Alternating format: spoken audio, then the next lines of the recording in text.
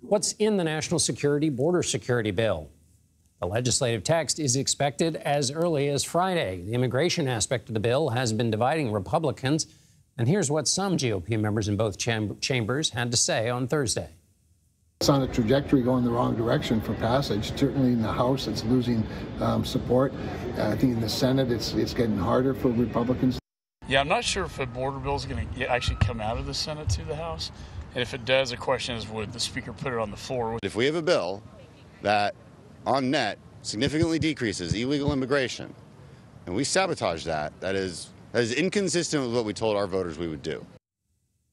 Meanwhile, a Biden administration plan to sanction Venezuela could have major effects on immigration here in the United States. CBS News immigration reporter Camilo Montoya-Galvez joins us now. Camilo, first let's stick with Venezuela there. What's happening there? Good evening, John. The Biden administration is reimposing sanctions on a gold mining company in Venezuela and threatening to reimpose broader economic sanctions against that South American country in April unless the government of Nicolás Maduro allows opposition candidates to run in the elections this year. In response to that threat, the Maduro government is saying that it will stop accepting U.S. deportations of Venezuelan migrants in 2 weeks if the administration here in the U.S. follows through on this. So this is pretty much clear that the Venezuelan government, John, is using migration as a political tool and weaponizing it against the Biden administration. Over 250,000 Venezuelan migrants were processed at the U.S.-Mexico border in fiscal year 2023 alone. And in December, they were the second highest nationality of migrant encounters at the border. So it's very clear, again, John, that the Venezuelan government is trying to use this as political leverage against the Biden administration. Speaking of leverage, let's talk about the Republicans and the border issue. Have they abandoned the bill? What do we know as we wait for text here? Sure. So the $1 million question, John, in the Senate negotiation process is whether it will garner enough Republican support, especially in the House of Representatives. As you know, Republican lawmakers in the House and Senate were the ones who tied these two issues together.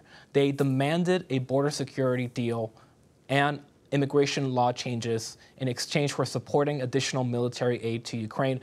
But now many Republicans are saying that this deal, which again has not been published officially, is not sufficiently strict and that it does not go far enough. And they are advocating for much more draconian and stricter border policies. And a lot of the divisions that we're now seeing in the Republican Party seem to be stemming, John, from the fact that former President Donald Trump has said that they should not vote for this compromise with Democrats. Again, the published text has not come out yet, so this could change later on.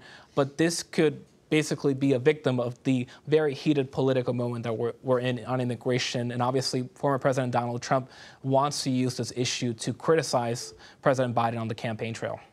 Is there a specific part of the bill when it comes out that you'll be looking forward to see where it finally lands?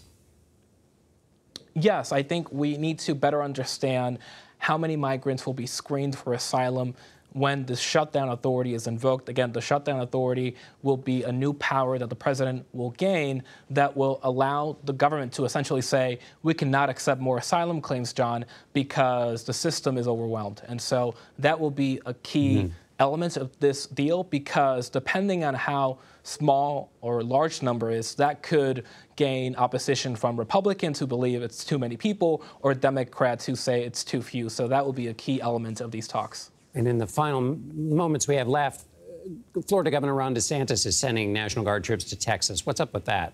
That's right. Well, Republican governors across the country, including DeSantis, are rallying behind Texas Governor Greg Abbott and his actions along the U.S.-Mexico border. You mentioned that the Florida State Governor DeSantis has now offered to send 1,000 National Guard soldiers from Florida to the U.S.-Mexico border to fortify the Texas border.